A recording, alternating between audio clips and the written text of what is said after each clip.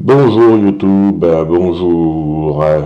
Aujourd'hui, la vidéo va porter sur un sujet très intéressant qui est le passwordless. Le passwordless, c'est quoi? C'est se connecter à un service, consommer un service web avec un user, mais sans mot de passe. Et on remplace le mot de passe par quelque chose d'autre, quelque chose qu'on a par exemple. Donc dans l'exercice qu'on va faire ensemble, on va utiliser une clé physique du fournisseur Yubico. C'est une clé YubiKey de la série 5. Donc la clé elle ressemble, en fait j'en ai plusieurs, mais pour l'exercice on va prendre la troisième, celle-ci. Et on va aller configurer en ligne de commande. Donc j'ai été faire un peu ma lecture parce que pour configurer ce type de clé en ligne de commande sous un environnement Linux, il faut maîtriser la ligne de commande. On pourrait faire ça avec un GUI, mais j'ai pas installé le GUI. Donc on y a été en ligne de commande. Donc je suis passé à travers cette documentation là pour aller chercher les bonnes commandes. D'accord? Bon. L'idée, c'est d'avoir un client qui est un Arch Linux, donc la machine sur laquelle j'enregistre cette vidéo-là. Donc si je fais un unem-a, on est en présence d'une Arch avec un noyau en 6.16. D'accord, donc c'est assez récent. Et on va aller sur un serveur, donc le serveur que j'ai ici qui s'appelle PKI. Donc là, je suis en train de monter un tunnel SSH standard avec un échange de clés à la première connexion. Et puis maintenant, j'utilise un user et un mot de passe. Donc là, on est dans un environnement de lab.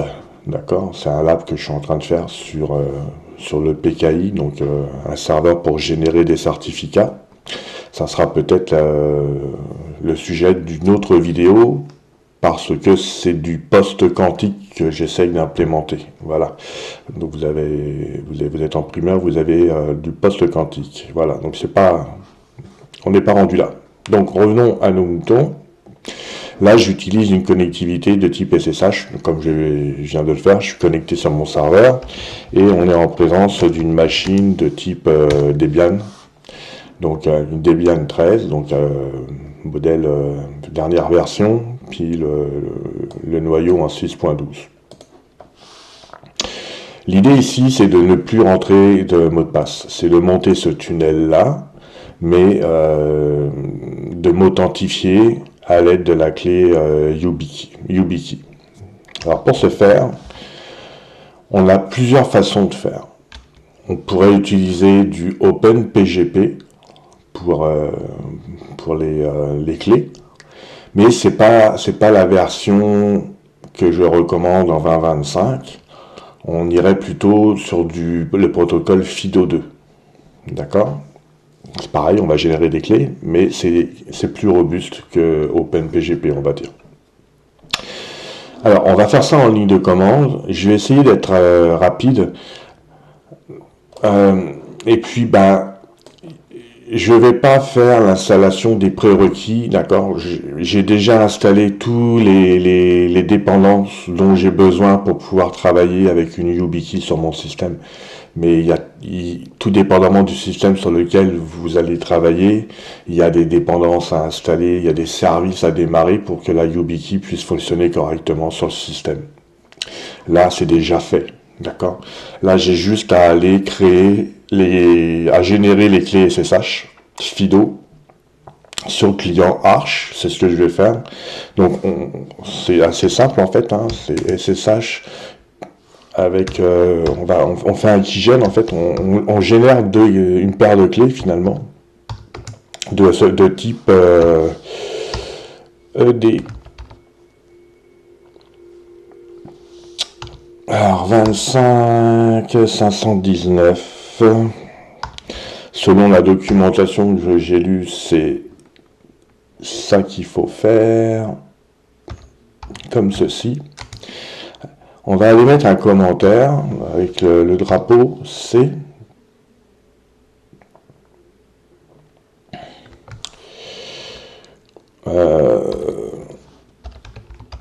Alors là, habituellement, on met l'adresse courriel. Je vais mettre une adresse qui est plus vraiment utilisée en ce moment, mais c'est pas grave. Elle est encore viable, elle existe. Bon, donc là, on va générer la paire de clés. En espérant que ça fonctionne, c'est du live, j'ai pas répété, j'ai simplement lu ma doc. Donc, allons-y. You, ça marche. Alors là, d'après la documentation, maintenant, il faut que je puisse rentrer le code PIN. Alors, une clé YubiKey, tout dépendamment de la techno que vous utilisez, on peut avoir du OpenPGP dessus, on peut avoir du PIV, et on peut avoir du FIDO 2. Là, j'utilise du FIDO 2. Par défaut, il n'y a pas de PIN sur cette clé-là. Moi, j'ai configuré au préalable un PIN, donc je vais rentrer ce PIN-là. Sinon, si on lit la documentation de YubiKey, on va s'apercevoir que les pins par défaut, c'est assez bébé là, c'est du 1, 2, 3, 4, 5, 6 ou 1, 2, 3, 4, 5, 6, 7, 8 si on est en mode d'administration. Ça, je vous recommande de changer ces pins-là. Voilà, donc là, on va rentrer le pin pour le FIDO 2.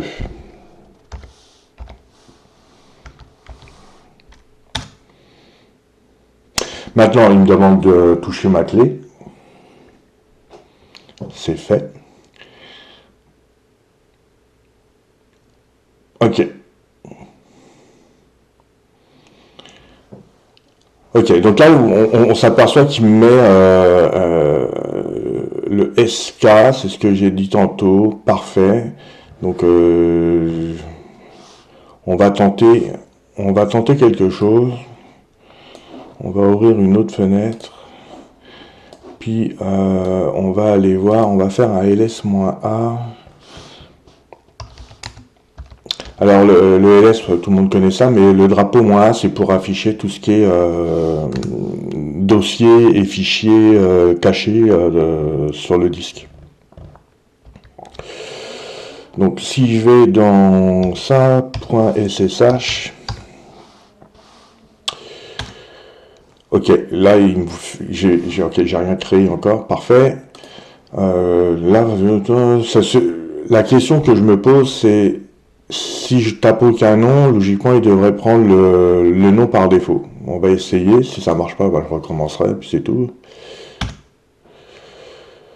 Enter passphrase. Ouais, alors moi, je vous conseille de mettre un passphrase.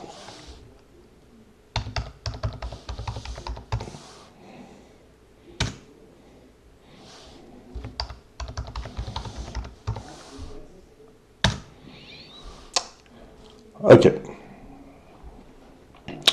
Donc, j'ai mis la passphrase, il m'a enregistré, normalement ici, si je refais un ls-, je devrais voir de quoi de plus. Super, ça a fonctionné. On a vraiment une paire de clés.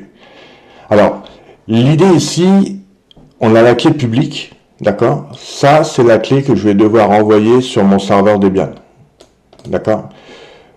Ça, ce qu'on voit là, ça pourrait sembler être la clé privée, mais c'est pas vrai. C'est juste un marqueur. La clé privée, elle n'est pas sur mon disque physique de mon Arch Linux, elle a été enregistrée à l'intérieur de la clé YubiKey. D'accord? Ce qui veut dire que si demain matin quelqu'un essaye de compromettre l'accès à mon serveur en SSH, même s'il arrive à connaître mon identifiant, mon username, il pourra pas prendre le contrôle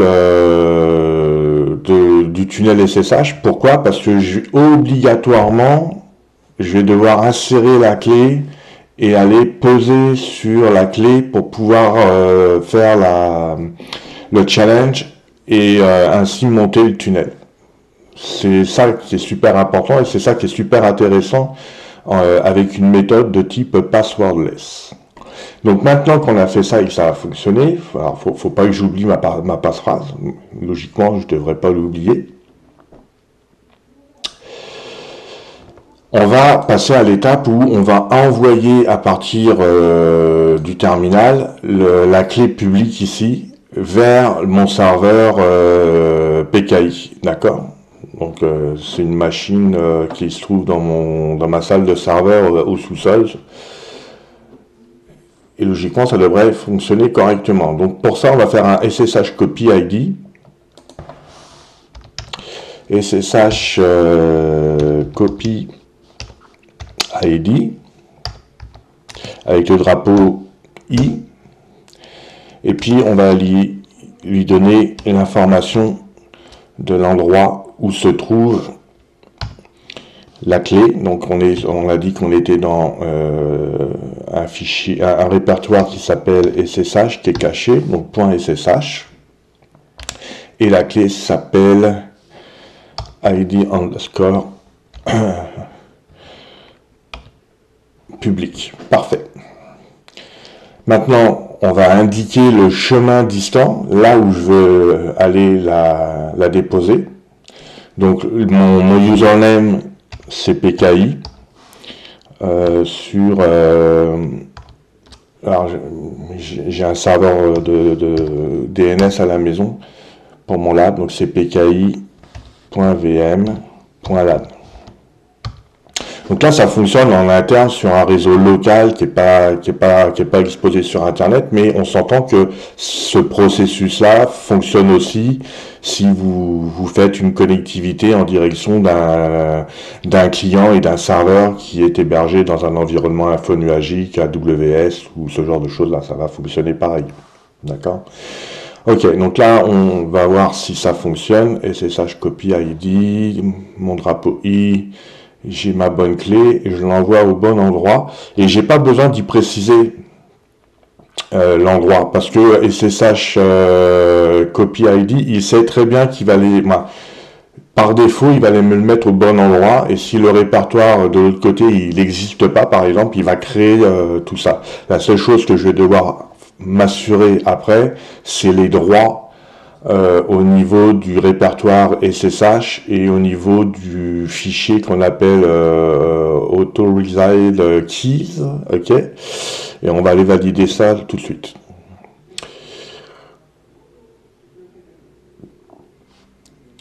Ok, donc là, il me fait quelque chose, je ne m'attendais pas. Qu'est-ce qu'il me dit?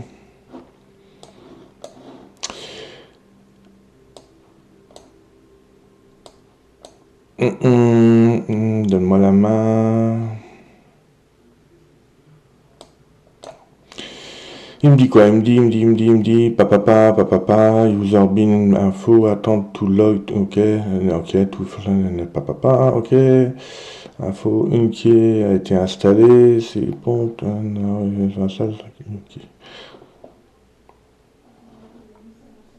ok, donc là il me demande le pin, mais le pin de quoi hein, finalement? Le pin qui correspond à FIDO2, je présume.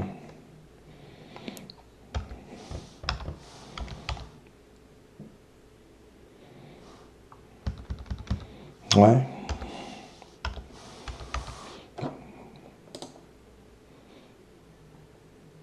Ok, donc là il m'a demandé le PIN de mon FIDO, je l'ai rentré, et là il me demande le mot de passe pour me connecter au serveur.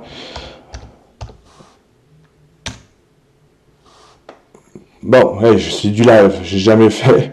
Ouf, ça marche, ça semble fonctionner. Ok. Bon. Ok, donc là il me dit qu'il a ajouté une clé. Maintenant, je peux essayer de me loguer. Alors, ok. On va essayer les deux choses. Je veux... Ok. Il va falloir que je valide si mes permissions sont correctes au niveau de mon serveur. Bon. On va prendre une chance, on va se dire, ok, logiquement, par défaut, le chmod 700 sur le répertoire SSH ou le chmod 600 sur le fichier keys, par défaut, normalement, s'il l'a fait correctement, on devrait avoir les bons droits. Ok. Logiquement, l'étape 3 maintenant, c'est d'aller configurer le serveur, le fichier SSH déconfig sur le serveur Debian, de façon à lui dire que on utilise une YubiKey, qu'on veut quelque chose d'interactif et qu'on n'a pas besoin d'utiliser un password. D'accord. Pour ça, il faudrait que je me connecte ici. Ok, donc là, moi j'avais déjà fait la configuration au niveau de mon fichier SSH config. SSHD config, pardon, sur ma Debian. Donc là, je m'aperçois que entrée par phrase for keys. Ok, la passphrase. Ok, parce que j'ai mis une passphrase tantôt. Yes, donc là j'ai rentré ma passphrase, mais maintenant il faut que je fasse une pression sur ma clé. Wouhou, ça fonctionne. Bravo Yannick. Je suis content. Ok, ouf, eh ben, merveilleux. Ça fonctionne. Alors, c'est du live, hein. C'est vraiment du live, j'ai pas répété. Ok, cool. Je suis content, ça fonctionne. Donc là, concrètement, on a pu voir quoi? On a pu voir que... Alors bien sûr, j'ai fait des configurations au préalable. J'avais préparé mes fichiers de configuration sur mon serveur. Ok, donc voilà, mais... J'ai ajouté une passphrase tantôt, si vous vous souvenez, en début de vidéo, au moment où j'ai généré mes clés, j'ai généré les clés. Après, à un moment donné, il m'a demandé une passphrase, donc j'ai rentré une passphrase. Donc c'est une sécurité en plus, d'accord. C'est comme si par exemple je perds ma clé, si la personne n'a pas mon PIN de ma clé, il y a 8 tentatives par défaut, d'accord. Si à la 8e tentative vous rentrez le mauvais PIN, la clé elle se verrouille, ok. Donc c'est très sécure. Donc je suis très content, ça a fonctionné du premier coup, je suis fier de moi, je me tape dans le dos, bravo Yannick. J'espère que ce type de vidéo vous plaît et que ça va vous inciter à réfléchir à faire du passwordless. Le mot passe, c'est dépassé les amis. Il faut vraiment penser à mettre du passwordless, surtout si vous faites de l'administration en direction d'actifs qui peuvent être critiques. Ici, on est dans un environnement de laboratoire, on est quand même sur un PKI local, donc ce PKI pourrait, il me sert déjà à générer des certificats pour certains services en local pour faire mes tests, mais on s'entend, un PKI, c'est un actif critique. Voilà, donc je suis content, je vais poster ça. Si vous avez des commentaires, lâchez-vous. Mettez un pouce en l'air. On fait du YouTube, hein. Donc voilà, abonnez-vous. Et puis je vous dis à la prochaine. Voilà, donc une bonne soirée tout le monde.